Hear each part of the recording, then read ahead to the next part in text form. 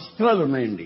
భౌతిక శాస్త్రం, వృక్ష శాస్త్రం, అలాగే ఎన్నో శాస్త్రాలు ఉన్నాయి. ఆ శాస్త్రాలన్నీ తెలుసుకొని ఉంటే అతన్ని స్కాలర్, జ్ఞానంలో జ్ఞాన సంపద కలిగిన వాడు, గొప్ప జ్ఞాని అని అంటారు. ఎంత చదివి ఉంటే, ఇన్ని డిగ్రీలు ఉంటే, ఎంత లోక సంబంధమైన విషయాలు తెలుసుకుని ఉంటే అతను జ్ఞానం గలవాళ్ళు అని అంటారు. అయితే బైబుల్ అలాగా అంటలేదు. బైబుల్ ఏమంటుందంటే సమయాన్ని సద్వినియోగం చేసుకున్నవాడే జ్ఞాని. ఒక అతను నా దగ్గరకు వచ్చాడండి. మా నాన్నగారి వయసు. బాబు, మోకాళ్ళు నొప్పులున్నాయి, కీళ్ల నొప్పులు వచ్చాయి, ప్రార్థించు బాబు అన్నాడు. నేను మా నాన్న వయసుంది కదని నేను కూర్చొని మోకాళ్లు పట్టుకోబోయా. మోకాళ్లు పట్టుకుని ప్రార్థన చేద్దామని అనుకున్నా. అలా కూర్చోబోయే మోకాళ్లు పట్టుకోపోయా. బాబు నా కాళ్ళు పట్టుకోవద్దు బాబు అని అరిశాడు.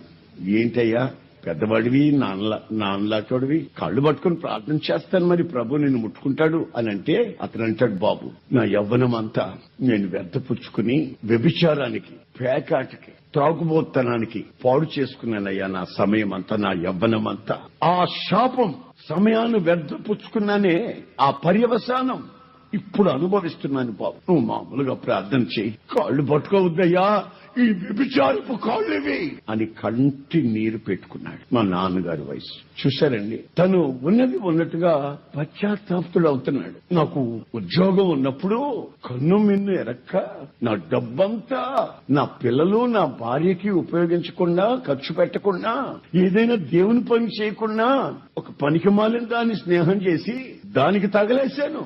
దాని పిల్లల్ని చదివించాను, పెళ్లిళ్ళు చేశాను. ఇప్పుడు నా కొడుకులు రిటైర్డ్ అయిపోయాను బాబు, వృద్ధాప్యం వచ్చింది. ఇప్పుడు నా కొడుకులు, అరే ప్రాంతానికి వెళ్తానరా, ఆటోకు 10 రూపాయలు ఇవ్వడరా అంటే నీదొక బొత్తుకేనా అని అంటున్నారు బాబు. నా కొరకు ప్రార్థన చేయండి. వయసున్నప్పుడేమో నాకు దేవుని మందిరం కనిపించలేదు, వయసున్నప్పుడేమో దైవభక్తి ప్రార్థన కనిపించలేదు.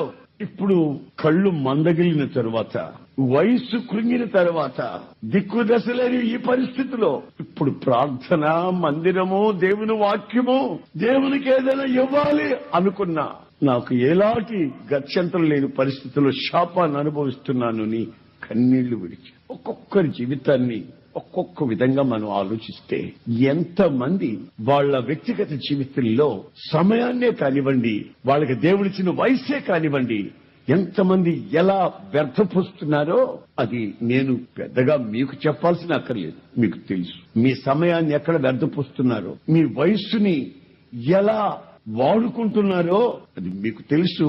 ఆ తర్వాత మీరు అనుభవించేది ఏమిటో మీకు ఒకవేళ తెలియకపోవచ్చు. ఎందరో జీవితాలలో ఉన్న అనుభవాలు మనకు కొట్టొచ్చినట్టుగా చెబుతున్నాయి ఈ నగ్న సత్యం. అందుకే దినములు చెడ్డవి గనుక, దైవజనుడు ఎంత చక్కగా చెప్తున్నాడు.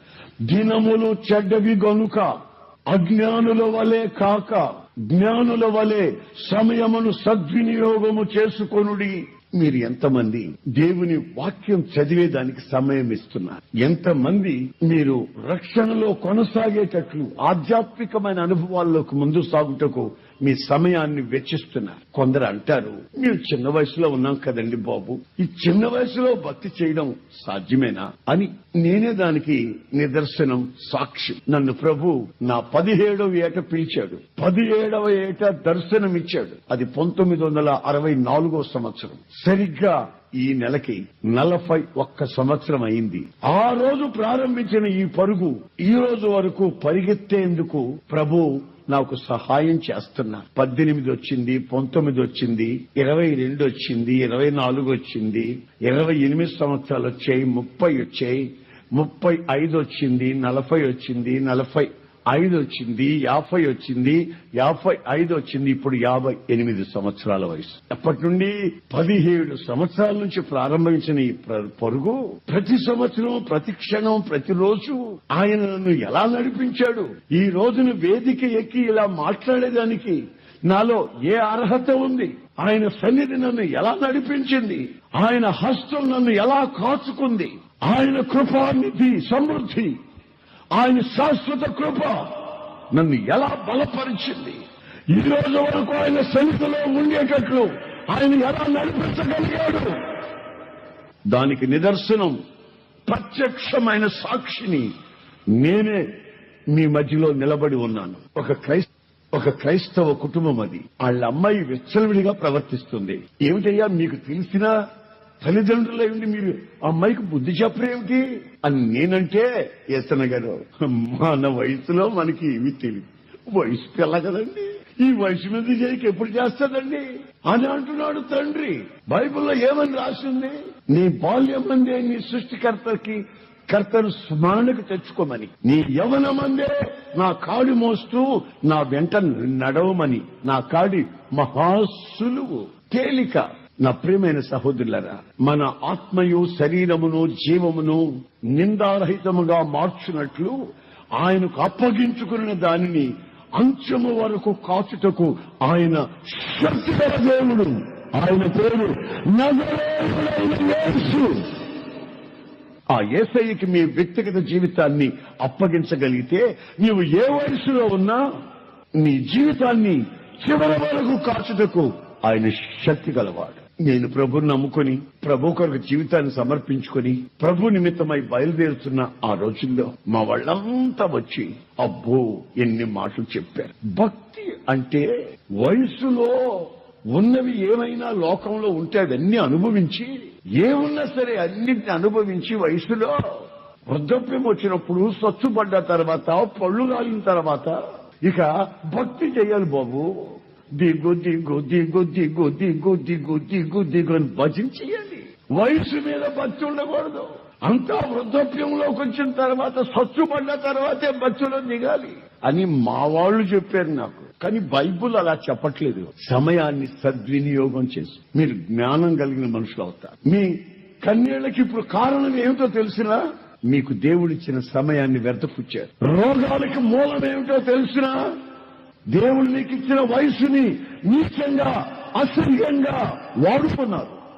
కనుక ఈ రోజున నీ జీవితంలో అనారోగ్యమే కానివ్వండి, దరిద్రతే కానివ్వండి, చూపించబడిన అనుభవాలే కానివ్వండి, నీవు తల వంచుకొని బ్రతకవలసినటువంటి చెడు అలవాట్ల వల్ల వచ్చినటువంటి అనర్థాలే కానివ్వండి, వీటన్నిటికీ కారణం దేవుడు నీకిచ్చిన సమయాన్ని వ్యర్థపుచ్చావు. ఇకనైనా సంవత్సరాలు గతించిపోతున్నాయండి. ప్రకృతి అక్కడక్కడ విజృంభిస్తూ ఉంది. ఏ క్షణం ఎక్కడ ఏం జరుగుతుందో తెలియని పరిస్థితి. వాకింగ్ అని సముద్ర తీరానికి తెల్లవారుజామున వాకింగ్ వెళ్లే. ఆ వాకింగ్ అంటున్న ఎక్కడికి వెళ్ళారు తెలుసా? ఏ సముద్రపు అగాధాల్లోకి వెళ్ళిపోయారు. ఇప్పుడు ఒక్కొక్క శవం బయటపడతాం. బాగా ఆలోచించండి. ఎక్కడ ఏ రోజు ఏ క్షణం ఏం జరుగుతుందో తెలియదు. జాతరకి వెళ్దామని జాతరకి వెళ్ళి అక్కడ జరిగింది ఏంటో తెలుసా? 100 మంది ఆ జాతరలో తొక్కిసలాటలో సచ్చి శవాలయ్యారు. ఈ రోజు వరకు ఆ శవాలు ఎక్కడో ఏమిటో గుర్తు తెలియని పరిస్థితులు. మనిషికి తిరునాళ్లు కావాలి, జాతరలు కావాలి, సంబరాలు కావాలి, వినోదాలు కావాలి. ఎందుకు? సమయాన్ని వ్యర్థపుచ్చేది. మీరు ఎందుకలా చేస్తున్నారు brother? Time pass. Simple, very simple, time pass. ఎందుకంటే వాళ్ళకి టైం పాస్ కావట్లేదు. సమయాన్ని సమయము ఖర్చు కావలేదు. సమయాన్ని ఖర్చు పెట్టాలంటే ఏ టీవీ ముందో కూర్చోవాలి, ఏ సినిమాకో వెళ్ళాలి, ఏ బ్రాండీ షాప్కో వెళ్ళి తాగి పడిపోవాలి, ఏ పేకాడి దగ్గరకో వెళ్ళాలి, ఏ రాజకీయాల్లోనో తిరగాలి, తన్నులు తినాలి, పొడుచుకోవాలి, సావాలి, చంపుకోవాలి. Time pass. నా ప్రియమైన సహోదరులారా, మనిషి జీవితంలో అజ్ఞానం మనిషిని ఏ స్థితికి తీసుకుని వెళ్ళిపోతుందో ఒక్కసారి మీ బ్రతుకుల్లో మీరు ఆలోచించు. సమయం వ్యర్థపుచ్చుకున్నవాడట సోమరి అవుతాడట. సోమరి ఏమవుతాడో తెలుసా? దరిద్రుడు అవుతాడు. దరిద్రుడు ఏమవుతాడో తెలుసా? మరణానికి దిగజారిపోతాడు. మరణపు కాంక్ష, మరణపు అంచెలతో తన జీవితాన్ని మధ్యంతరంగా శాపానికి తీసుకెళ్లిపోతాడు. అందుకే దేవుని వాక్యం ఏమంటుందంటే, చదవండి, సామెతల గ్రంథం 6:6. సోమరి చీమలి వద్దకు వెళ్ళుము, వాటి నడతలు కనిపెట్టి జ్ఞానము తెచ్చుకొనుము. సోమరి చీమల దగ్గరికి వెళ్ళు, వాటి నడతలు గుర్తుపట్టు. వేసవి కాలం ఎప్పుడో, వర్షాకాలం ఎప్పుడో, కోతకాలం ఎప్పుడో చీమలకు బాగా తెలుసు. వర్షాకాలం అన్న ఆహారం దొరకదని చీమలకు తెలుసు వేసవి కాలమే సేకరించి దాచుకోవాలని చీమలకు తెలుసు. అవి ఆకలి చావులు సావవు. వాటికి నాయకుడు లేడు, ముఠా మేస్త్రులు లేరు. అవి చక్కగా తింటున్నాయి, ఆరోగ్యంగా ఉంటున్నాయి. వాటి జీవిత కాలం నెమ్మదిగా బ్రతుకుతున్నాయి. సోమరి, ఇంకా కాసేపు పడుకుంటాను, నన్ను ఎవరు లేపకండి, నేనే లేచేస్తానని తెల్లవారిన తర్వాత కూడా, సూర్యోదయమైన తర్వాత కూడా ముసుగుదన్ని అలా పడుకోవడం. రే బాబు లేరా, అమ్మమ్మ కాసేపు 10 గంటలకు లేపేసేమ్మా. అది కదా అమ్మమ్మ 10 గంటలకు లేకపోతే కానీ నేనే లేస్తాను. దుప్పుడు గప్పు పడుకొని ఆడు పగలంతా నిద్రపోయి రాత్రులు తిరుగుతా ఉంటాడు పిచ్చోళ్ళలాగా. మెంట్లో తిరుగుతాడు రాత్రులంతా. రాత్రి ఎక్కడ పోతాడు తెలియదు, పగలంతా నిద్రపోతాడు. సోమరి ఒక చిన్న పని చేయడు, సంపాదించడు. పెట్టింది కూడా గుట్టుగా తినడం. ఆ పెట్టిన దాంట్లో కూడా రుసులు కావాలి. సాయంత్రం అయితే డబ్బులు కావాలి చేతికి. ఇవ్వకపోతే కొడతాడు, తిడతాడు. ఆడి మూర్ఖత్వం ఆడి జీవితాన్ని క్షిపించబడిన అనుభవాలకు తీసుకుని వెళ్ళిపోతాడు. ఎప్పుడు ఆ ఇనుప టోపీలో తగులుతారో, లాటరీలు తీసుకుని ఎప్పుడు కీళ్ళకి ఎరగొడతారో అప్పుడు తెలుస్తుంది పరిస్థితి. నైట్ షికారోడు పగలంతా నిద్రపోయి రాత్రులు లేచి తిరుగుతా ఉంటాడు, చీకట్లో చిందులాడుతాడు. సోమరి, చీమల దగ్గరికి వెళ్ళు.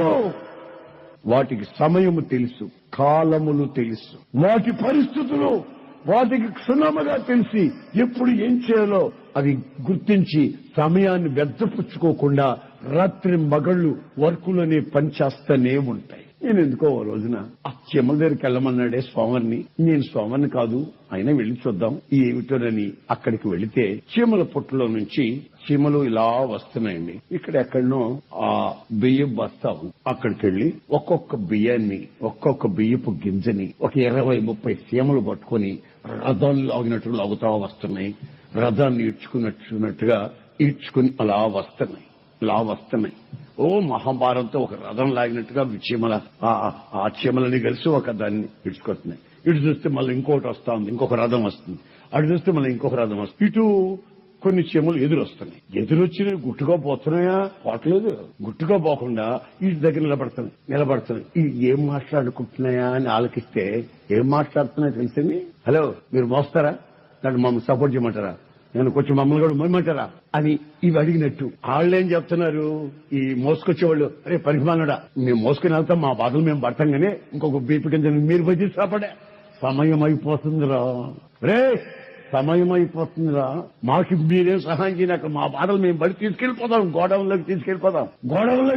వర్షాలు వస్తాయి, మీరు ఓహో అట్లాగా మీ సహాయం చేస్తామంటే వద్దండి. అది సరే అని ఈ పోవడం, మళ్ళీ ఇంకొక బీపీ తేవడం, మళ్ళీ ఎదురొచ్చి మళ్ళీ ఇట్లా మాట్లాడుకుంటూ చూస్తుంటే అయిపోయి ఈ తెలివితేటలు ఈ మనుషులకు గనుంటే ఎంత బాగుండదండి.